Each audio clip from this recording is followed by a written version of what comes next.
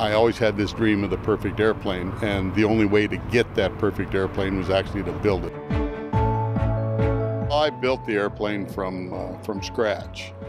It's a rendition of what I call the perfect Howard.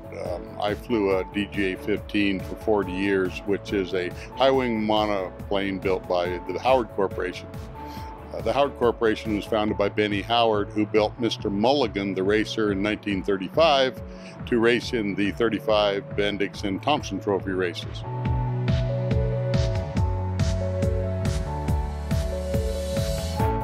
It took me a year and a half to actually design and draw it. I can't say I designed the airplane because its outline is literally identical to what Mr. Mulligan was.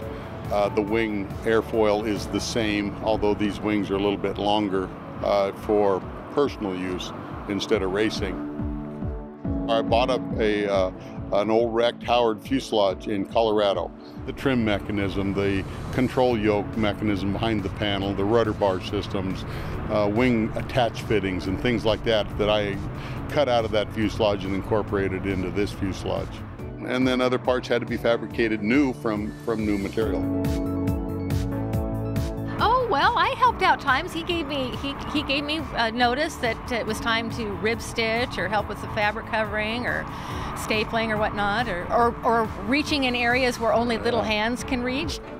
I'm very fortunate that Santa Paula Airport is a unique situation where we have a multitude of talents. Luckily, I grew up with all of these talents, so I had it all pretty much handled myself. But you run into situations and problems that you need to solve. And metalwork, we have a fabulous welder in Mike Jewett, and he did the welding. And when it came to the painting, you know, we have a fabulous paint shop. Bruce grew up here. His dad grew up here. His grandfather started it, and all the marvelous people, incredible talent that Bruce was able to grow up with and learn from. This airplane kind of summarizes the 85 years of the airport's existence.